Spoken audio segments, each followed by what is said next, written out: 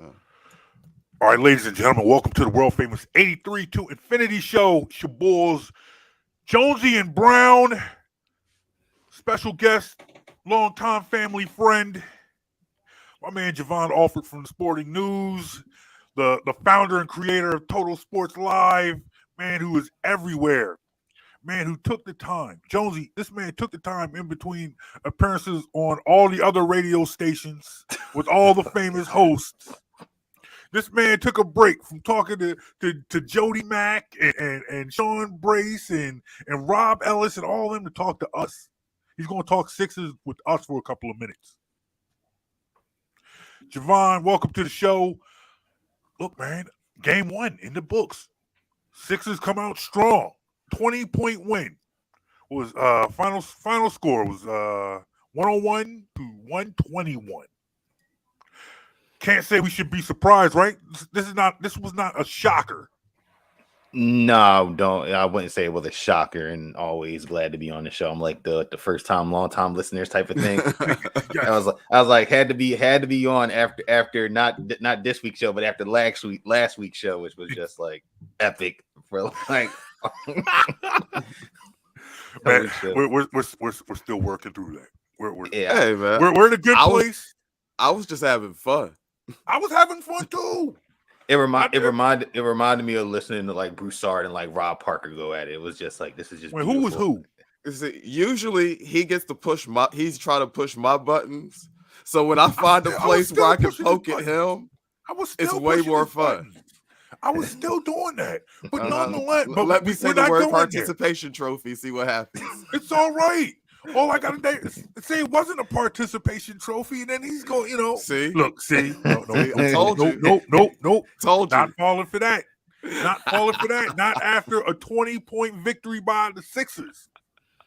Yeah, I think if you're a Sixers fan, you definitely got to be happy that the way that they played. I mean, how the way they played, especially from their shooting from the perimeter, which we saw was kind of their downfall last year in the playoffs.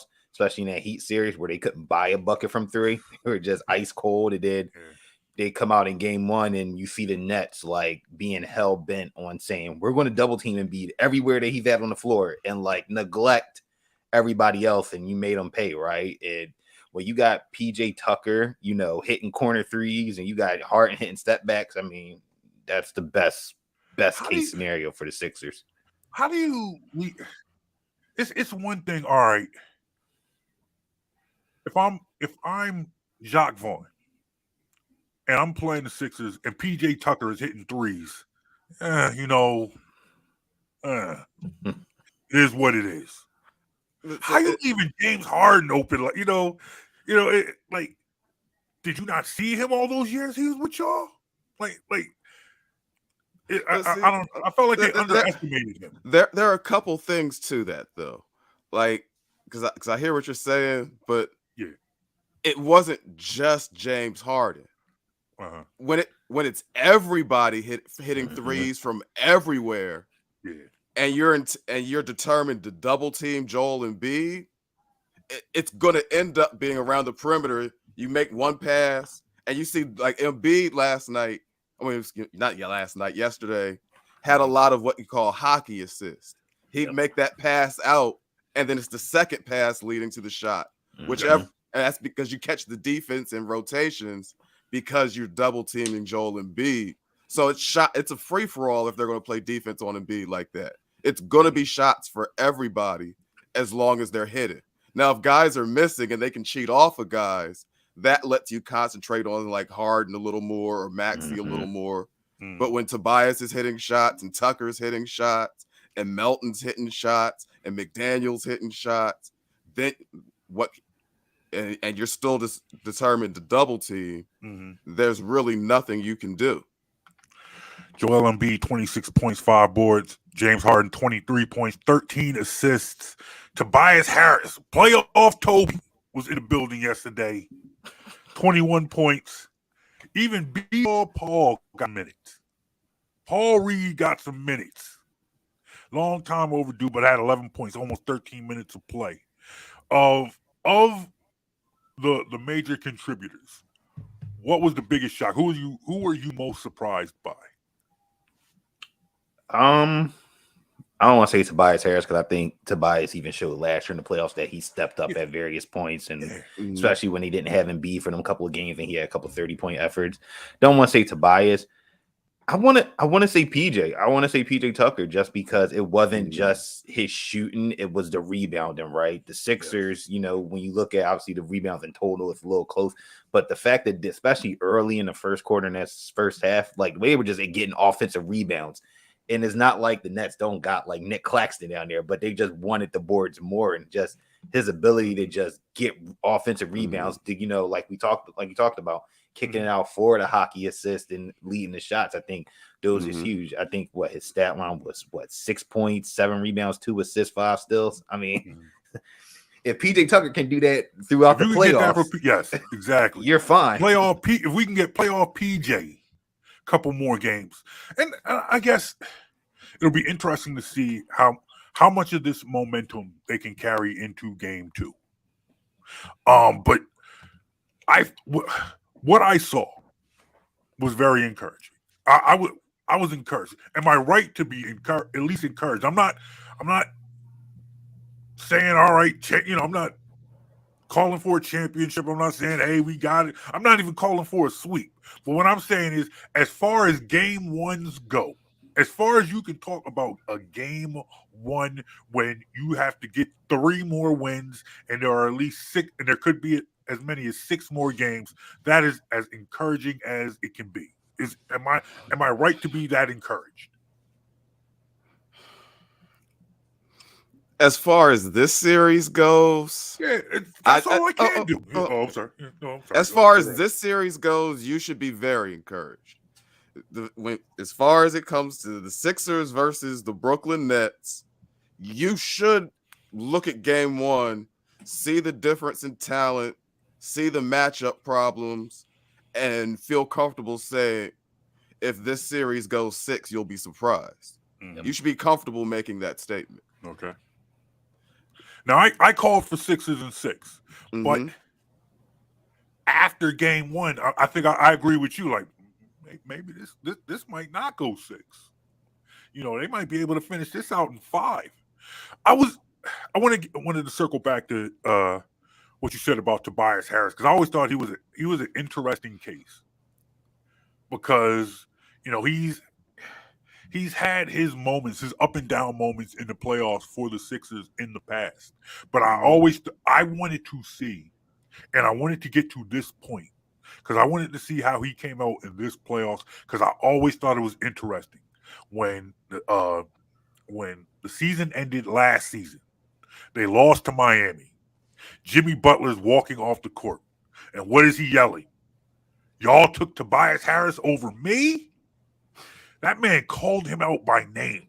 And it was one of those situations where, for me, I'm watching. Like, there's nothing Tobias Harris could have done in the regular season that could answer that. You got to get back to this point, and he has to have some moments. I thought this was a good start. This was a good first game. Let's see where this goes, Tobias. Let's go. I'm not saying this man will ever be vindicated from all the criticism that he's gotten in this city, because Lord knows he deserves it. But this was I wanted to see how he reacted. I wanted to see how he came up. 21 points, 4 boards, 4 assists. All right, I'll take that. Good start. I give him credit for, like you said, for all the criticism that he does take. Like, he's one of the few Philadelphia athletes that just like takes it and just like, all right, I get it. Like, you don't get like I'm just going to just take a couple games off and it is what it is. Like, he just has this weird innate ability to just like accept it and just like, all right, I'm going to go out. Never lashed out at the fans. Never lashed out at people. You know, he's just like he never said I hate. He never said I hate playing at the Wells Fargo Center. Like, never Alec Boemed it. You know, JB, I have a question for you though, because what's up? Here's the thing: because we're talking about Tobias, so we'll stick with Tobias for a second. Yeah. I'm as critical as it gets of Tobias and his contract, and I'm looking forward to when they're able to move on from that contract, because It's not that I think he's a bad basketball player. I think he's bad value for what he's getting paid. Mm-hmm. But that being said, in all fairness to Tobias, I can't absolutely say that I'm surprised. So my question is, are you surprised by his performance, considering his most recent playoff performance? He was honestly the Sixers' most consistent producer last year. He played solid defense last year and gave you consistent offense in the playoffs. Tobias Harris, and let me know if you think this is a fair statement. Tobias Harris will give you consistent minutes until he doesn't. Like when you watch Tobias, we could sit back and we could watch Tobias Harris games from last season, and we could point at hey, he had some good games. Mm-hmm. But I'm talking specifically about what he did in the playoffs. No, definitely. No, I'm ignoring the regular season. We all know about Tobias' regular season up and down. I am completely with you. I am on par with you. Yes. Mm-hmm. Tobias Harris in the playoffs. I wouldn't say he's necessarily had great games, but I don't think he's ever been asked to have a great game. I didn't use the word great. I'm just saying last year he was the most consistent Sixer in the playoffs. Yes. Even when he got swept in the bubble, he was the most consistent player. Yeah. And Tobias Harris, at the same time. Tobias Harris will give you consistent minutes until he doesn't. Yeah. And there are a lot of times in games when it's like when you needed in playoff games, you needed him to be a little more consistent. You need a little more of the consistency that you saw earlier in those playoffs. And this is the last two times down the road. We saw we're talking I thought he was 2 years ago. I thought he was very consistent against Washington in the first round. Mm-hmm. Go to the second round, play the Celtics, not so much. First round last year, very consistent against Toronto. Move on to Miami, very consistent in the absence of Joel Embiid. But once you got Joel Embiid, you knew it wasn't like you could just say, all right, big guy's back. Let me just, he's got it now. You still needed that, and you didn't necessarily get that down the line. And then to lose on your home court and have the star player from the other team call you out by name. I think Jimmy Butler needs to call out the front office because I think they chose Al Horford. They chose Al Horford over him. That's the main bag stiller in this. Equation. I'm not necessarily saying that Jimmy Butler was right, but I'm just saying the fact of the matter is he called out one name. Yeah, he said one name. You took Tobias Harris over me. That's what and said it a couple of times. Knew there were cameras around. Knew people were gonna hurt. We didn't whisper it. He didn't say it to some guy on the side. Yo, man, he took Tobias Harris over me. No, he said it. He said it. So yes, one game. All right, let's see it. Let's keep it going. Tobias, I need playoff Toby this year. That's what I want to see. That's what I need. So, what are your expectations from Maxey for the rest of the series? 13 points yesterday, shot 3 of 8, 3 for 5 from the 3, but 3 of 8 overall. So he was 0 for 3 inside the 3-point line. What? Would you qualify that as stinking up the joint? Would you say that? I mean, I'm asking you. If I were to say, hey man, Maxey stunk up the joint. Would you agree? No. Okay. 3 of 8. You shot 37.5% from the field. Like, it's an off game. Yeah. But he had no turnovers, which is important. And let's see what was his assist numbers. He had 3 assists, so 3 to none assists to turnovers. He just had an off shooting night, but it's not stinking up the joint. I know. I say that to say that I agree with you, and for that for me that earns patience.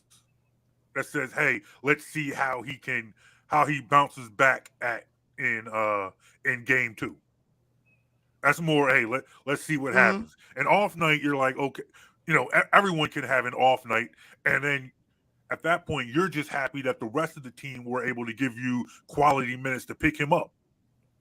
An off night when you'll take an off night when you win by 20.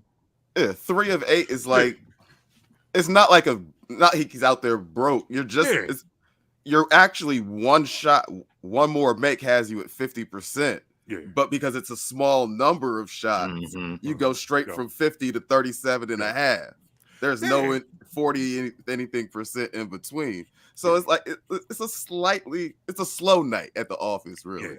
Yeah. That really sounds better to me than off night even. Yeah. It's a slow night at the office. But either or, I feel like Maxey didn't do anything to warrant concern. If he was out there stinking up 2 of 8, 1 of 8, and then I'm wondering, okay, what's going on with Maxey? 1 of 8, 4 turnovers. Because the reason I bring Maxey up is at this point, like, and shout out to Adio Royster, he did mention that, like, we're not going to see every game where everybody shoots like this, lights out. And there's going to be the Maxey game, and that's where I bring it up, because there's room in this series where I say it'd be surprising to me if it goes 6, because there's room for where we're not shooting everything the same way, but Maxey went crazy tonight, so there's room for some things to still improve, even though we won by 20. That's what a coach wants to look at. Is like, yeah, we won, but it's better when we won and still have things to work on. Yep. You don't want to play your very best game 1 of the playoffs. Right. And then everything just like goes down from there. But I think for the Sixers though, I think that's the luxury, right? When Embiid and Harden is on, you can kind of rotate that third scorer, right? Like you said, it was Tobias game 1, and we don't know, right? Game 2, it could be Maxey, and then Tobias is kind of filling in at 3rd and 4th, but it's all contingent on what Embiid and Harden, can do. And plus, you still have to play at least 2 games in Brooklyn. Yeah. And if you're going back and forth, and now that Maxey has a couple of playoff runs under his, he's starting to get into that playoff veteran mode now. He's seen it. He knows what has to happen. Now I feel better about going into games 3 and 4, because when you have games when you get a lot of production from your bench and your role players at home, you know that's what they're supposed to do. Your role players are you expect them to show up at home. At the very least, you have your bench players and your role players, they ball out at home. When you go on the road, that's what separates, that's where you separate the weak from the strong. So, if Maxey can go up to Brooklyn and give you a 30-point game, I'm good. That he's already, he's pretty popular in this city as we speak. You go to Brooklyn and drop a 30-point game in Barclay, Maxey's good for at least another year or so. I think Maxey's capable of that. Yeah. Yes. I agree. Like, there are things I wouldn't ask Maxey to do. Like, I'd be worried if Harden was hobbled and Maxey had to run the offense. Yep. But if we're talking about Maxey getting hot and putting up points, that's what he's built to do. So as far as this series is concerned, I just don't think – I think Brooklyn's style of play can make a game or 2 interesting. They have some shooting if they get hot. Yeah. But top to bottom, I just don't think, from my opinion, this goes more than 5 games. No, I hear you. But when we talked about this before, I told you how I felt like this series was going to go. Now, I did say I thought the Sixers would win at 6. But I thought that we were going to get a bunch of primetime games, nationally televised games, in which we are painfully reminded that this team drafted a player and gave him up for a box of tissues and some batteries, some D batteries. Well, I've avoided that topic so far today. Well, we 20 minutes into the show now. It's time to bring it up, man. So let's go ahead and say it. Yesterday, especially the first half, was a nice reminder. The Sixers could stand to draft a guy like Mikal Bridges. Yes. At some point, we could draft a guy like Mikal Bridges, and I'd be happy. It would have been nice to have a guy like Mikal Bridges on this team. You know, that would have been wonderful. Meanwhile, we're watching that man drop 20. Now, I believe he had 25 in the first half, though. He only got 2 shot attempts in the second half. They went away from him in the second half. So who do you put that on? Is that a combination of the Sixers making a defensive adjustment, or is that Jacques Vaughn like losing his mind? Both. Yeah. Both. Because of course the Sixers are going to make defensive adjustments coming out the half when you have a guy rolling the way Bridges was rolling. Yeah. But Jacques Vaughn's supposed to expect that and have some things ready to get a guy's shots when he's rolling like that. Yeah. Like the one thing I wouldn't say it's a flaw, but in Bridges' style of game, he doesn't do a lot of ISO where he's creating his own shot. So you have to have some actions in your offense for him to create those shots. And I think Brooklyn dropped the ball in doing that in the second half. I saw a couple of posts, a couple of people talking online saying they thought that Jacques Vaughn was outcoached. Do you think that's pretty much what I just said? Yeah. Nice. Yeah. Appreciate it. Well, what do you think of him as? I mean, overall, what do you think of him as a coach? I mean, I know he comes in. You know, they fire Steve Nash. You know, you say what you want about that hire, but you bring in a guy like Vaughn, and they immediately blow up the team. They're still able to make the playoffs, but they blew up the team. I mean, what should we make of him as a coach, if anything? I think it's kind of an incomplete grade because, like, I think people got to remember he was the head coach back when they went into the bubble, and then they moved off from him to go to Steve Nash, and then to come back from him. So it's kind of like they're giving him like the workaround, just like, hey, we appreciate you in the bubble, but then we're gonna go get the guy that can like lead superstars, but he can't, and then you blow it up. But they only have at that time, you only have 15, 20 something ish regular season games to kind of put together a rotation, and then Seth Curry's dealing with injuries, and you have the Ben Simmons somewhere out in the atmosphere on your roster that you can't really do nothing with, and you try to do something with them and you don't know how to do that. Then you have young players that you don't kind of have a role for, right?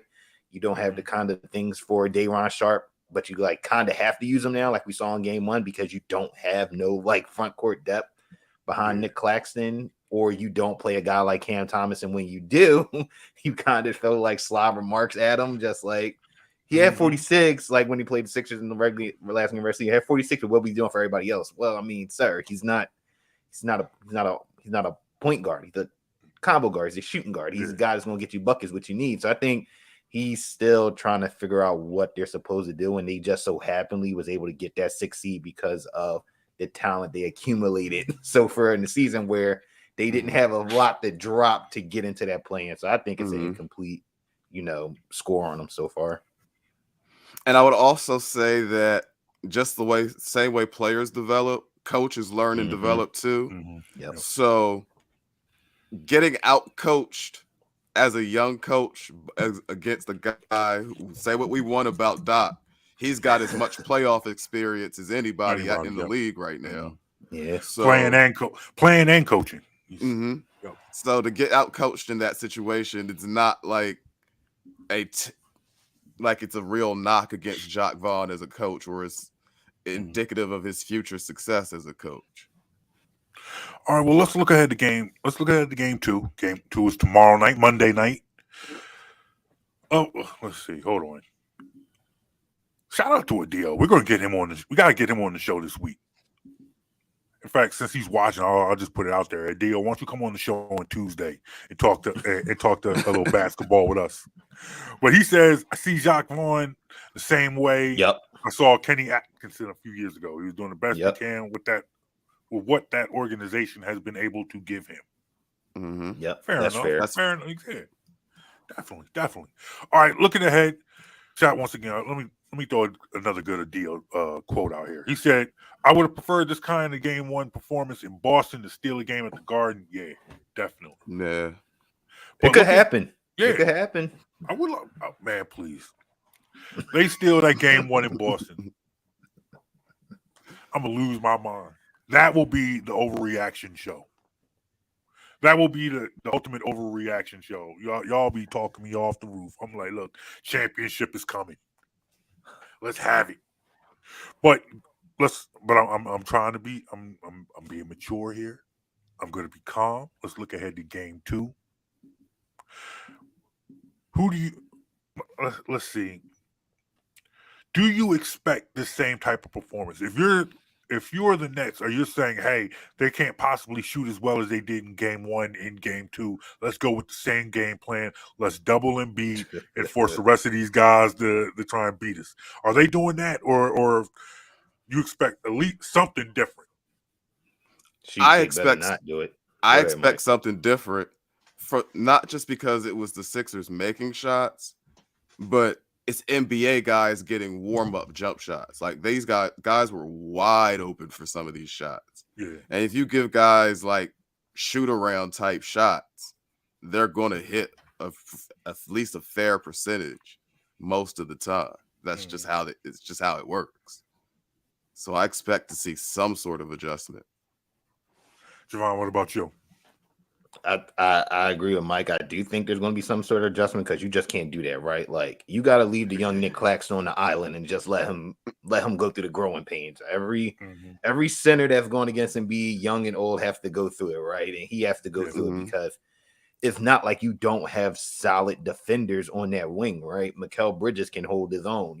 Cam Johnson can hold his own. So why not let them do what they do? And you do have Royce O'Neal off the bench too that can do something a little bit defensively. So I think things will change. I think the Sixers probably won't shoot the way they've been shooting in game 1, but I do think that they still be able to knock down some shots just because Sixers, I think, had the best 3-point percentage in the regular season. The Nets had like the 20th ranked 3-point defense. So I do think that will still, loom large. And again, I still think the Sixers are going to crash the boards. If PJ Tucker continues to get those rebounds that somehow just fall on the floor, he's like there to get them, then those second chance points lead to a ton of opportunities and rebounding this position and just how bad you want it. Agreed. So far, before we wrap this up, good day one of playoffs. Anything outside of the Sixers Nets that surprised you? Surprised me? I wouldn't say surprised. I think the Kings Warriors series is going to be must-watch basketball. That's going to be an exciting series. I think it's a good matchup.